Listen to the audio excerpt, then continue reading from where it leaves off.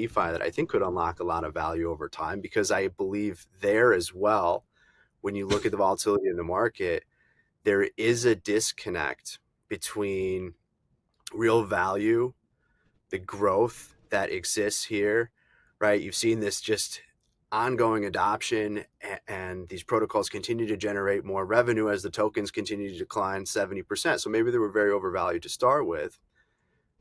But that said, at some point, I think like these protocols, we'll use Uniswap as an example, could only make so much money until there is a repricing, right? And that disconnect no longer exists, but it exists today. And there's some fundamental things happening that could change this structurally.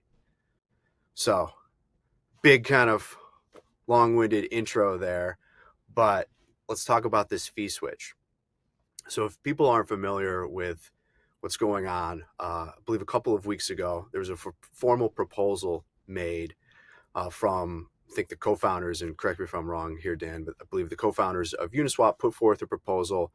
It's referred to as Unification. You can read the whole thing on the Uniswap website, but the core of it is that it will activate the fee switch, and it will also retroactively call for 100 million Uniswap token burn. So the fee switch is embedded in the Uniswap code. It just has never been turned on. If it's turned on, what it will do is just programmatically shift a small percentage of the fees that are generated by the Uniswap protocol over a couple different versions of it, ultimately across the whole thing, but V2, V3 to start with. It'll redirect a small portion of those fees. Those fees then will be used to buy back Uniswap tokens and burn them. So that reduces the supply. The best way to think about this, the easiest way to think about this, is like a share buyback or stock buyback in the traditional sense. This is a token buy and burn. The purchase of the tokens is financed through the fee switch. Additionally, it calls for 100 million Uniswap token burn, which is to make up for the tokens that would have been burned otherwise had the fee switch been on the whole time. And when you look at what that is at current prices, we'll say it's approximately 15%, 16% of the outstanding Uniswap token supply. So when you conduct buybacks of this size and you have an ongoing mechanism to programmatically buy back tokens, as the protocol grows in revenue, presumably, more and more of that value then starts to accrue to the Uniswap token holders, which today, the value that the protocol generates, the revenue that it generates, doesn't really accrue to the token holders. There's always been the speculative element to it in that the fee switch would be turned on. But today, all of that revenue, the fees that are generated from people swapping tokens on Uniswap, that goes to the liquidity providers. So there's a couple different variables here and kind of ways to look at this. But generally speaking, if this is a vote that passes, which I think you'll get some indication of that probably in December, if it passes, then it should unlock a lot of value, assuming Uniswap continues to grow its user base and it's able to grow its revenues over time. Yeah, I think this is a huge unlock because this is why I think this is one of the more profitable protocols and more wide, like probably one of the most successful applications in the space. It's generating real revenue. It's just that for whatever reason, legal, technological issues, they've never been able to direct that revenue back to token holders. So there was always this bet or this like kind of selling pressure on the token price around that fee switch. So yeah, I'm looking at the proposal now on screen. Unification by the founders. So it's got 8 points here. So it's turn on Uniswap protocol fees and use these fees to burn the token, reducing supply, for giving kind of like a share buyback, like Ryan said. Send Unichain sequencer fees to the same Uniburn mechanism. So they recently launched their own chain, and the sequencer fees there, the fees generated there are going to be sent to the burn mechanism, and then increase LP returns. So I think this is another interesting one that's overlooked is that they're going to be able to increase LP returns through discount auctions, so another mechanism. Launch aggregator hooks, so their new Uniswap V4 is now an on-chain aggregator that collects fees on external liquidity, so it turns it into a developer platform. So essentially they're allowing people to kind of hook in and build their own applications using Uniswap, and So, then like the strategy tokens are using V4 hooks, right? I think so. How Yeah, does that work? I have no idea. Okay. I'm not a developer, so I just know that essentially what these hooks do is allow you to build new applications and tap into Uniswap liquidity and build on top of it, right? That could be for token launches, or it could be for new protocols. As far as the technicals, I don't know. We'll have to maybe find someone that Yeah, knows. yeah. Interesting. Labs. So there's an entity, Labs, that develops the protocol. So they'll focus on developing growth for the protocol, including turning off interface, wallet, and API fees, and committing to only pursue initiatives that align with the broader DAO interests. And then migrate governance-owned unlock Unisoc's liquidity from Uniswap V1 on mainnet to V4. So just broader governance updates. So I think, Ryan, you wrote a great article, and we can go back to this. You have a base case that assumes 18x price revenue ratio. Can you like walk us through these like base and bull cases? Yeah, absolutely. So the way to think about this first and foremost is that these do not trade at a very high multiple relative to where they could go if this all becomes true, where token holders of DeFi protocols start to accrue value from the revenues generated from the protocol. I think that sees a repricing or re-rating in terms of the multiples that these trade at in the market. So that's embedded in kind of these longer term assumptions. But I guess just to kind of illustrate this, right? Look at where the token is trading right now, which I'm guessing is closer to probably $6, $6.50, somewhere around there, 6 to 7. And so if you look at what would happen just simply given the number of outstanding tokens and the protocol growing from a revenue perspective, well, you can get a very linear and easy to understand kind of higher token price, certainly given the reduction in supply.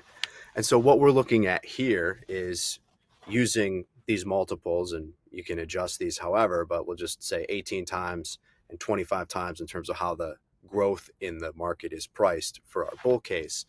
This is where you could get to over time, should you assume linear growth rates, right? You have to assume that you continue to see a compound return of X%. But when you go out, and you look at what would be the resulting burn from the increased revenue, the more money that Uniswap makes here, they take a set percentage of that revenue, but the more that they make, the more they have that's available to burn, which results in a faster kind of decrease in the supply rate, right? Obviously. And so when you just look at where you would get to, assuming they continue to just grow, that's what it's all predicated on. Again, these are the potential token prices that you could say would be, pretty possible in the market, assuming some of these valuation metrics. And so you look at where your market cap is, and you can go back and forth between circulating. This is just looking at circulating supply versus fully diluted value for other protocols. Uniswap here is going to burn a good chunk of that outstanding supply, even just to begin with, as part of this proposal. But when you, again, look at what could happen from there's this many tokens, there's this much revenue coming in, you can think about that as you do earnings per share or revenue per token. And then you look at, how much is going to be burned and how does that continue to extrapolate out in time. It's possible in theory that, by the end of the decade, if there's a massive adoption of DeFi and this stuff just explodes, it's possible you get to like $100 Uniswap token price. It's $6 today. I'm not saying that's what's going to happen, but I think at $6 relative to this dynamic, it's probably an argument that it's undervalued, right? It doesn't mean it's going to 50, but at $6, I think there's an opportunity. Yeah, so your base case here in 2026 with very conservative revenue and fee metrics is $9, right? Like that'd be like the implied price or the valued price because of what's going to be burned. Obviously, I think there's broader market factors that would affect that, but looking at where we're at today, we're definitely undervalued. So I mean, I have recurring buys weekly on Uniswap, so I don't have a problem buying and holding, and that's the bet I'm making. And I think anybody that's relatively familiar with the space and has used a chain to do a swap knows what Uniswap is, knows it's very popular, probably the most used app, and generates revenue. So, I mean, I'm betting on end of the decade, it's definitely looking like, looking closer to what Ryan just put in here. Mm-hmm. So recurring buys, I'm cool with that. I'll set it up. It's Oh yeah. I think it's a good bet. I think it's a good bet, and it's one of those things too where if you're deep in the space and you're paying attention and you see, oh, they're turning on the fee switch. Fees are now going to go back to token holders essentially. What's great is nobody else talks about this. Like we can make the bet on that, and the price did move when that announcement came out. Mm-hmm. I was trying to trade it, and it went from like $7 to like $9. But it's getting hammered now because the broader market's getting hammered. So Another opportunity. I think this is undervalued. I think there's a massive opportunity here if you want to buy and hold. It's one of the most popular products. Yeah, as a product. Yeah. I've been using Uniswap since I started in crypto. Well, here's the thing. Like- Yeah, exactly. And you could see a scenario where with some of the Uni V4 hooks and the ability to build things, couldn't you see a scenario where like the New York Stock Exchange plugs into it, Mm-hmm. or like these tokenized platform plugs into it, and then all of a sudden you have the TradFi blessing, and now it's like people that didn't even know what it was, massive fund managers are setting up crypto treasuries for it. Right. So I think like that's the bet I'd like to make, and it's definitely going to be a part of it's a part of my portfolio. So you can also buy it on Tasty Trade, which is nice, And set up a recurring purchase. and set up a recurring purchase. Mhm. But Yeah, when you look at the numbers, regardless of what the price of the token is, you have something today where you're looking at 1.5 billion. Let's be very conservative and say a billion in revenue. You look at what they did in fee revenue, 265 million last quarter. That's up 60% year over year. Almost 11 million active monthly addresses. So there's a lot of users. There's real revenue. Mm-hmm. I think it's, again, an undervalued opportunity, but it's how long, can this disconnect last? It could be for quite some time still. yeah, I'm looking at I'm looking at DeFi Llama right now. I'm looking at Uniswap combined metrics. So and I'm doing it cumulative. So look at 4 years ago, 2021, we're looking at like 500,000 in fees. Right now, we're looking at 5.2 billion.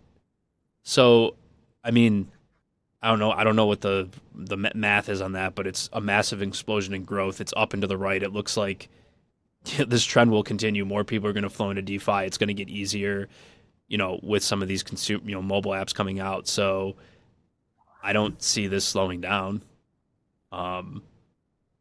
So yeah, I think it's massively undervalued. If it's one to buy and hold, this is the one. Mm-hmm. So And then, since we're running out of time, I'd like to just quickly pop over to Zora and show the trade I put on sure.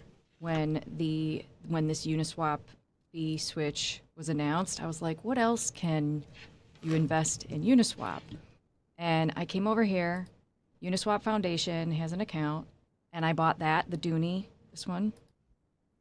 And if you go to the chart, it's down now, but I think I yielded like 10,000% overnight because it went crazy.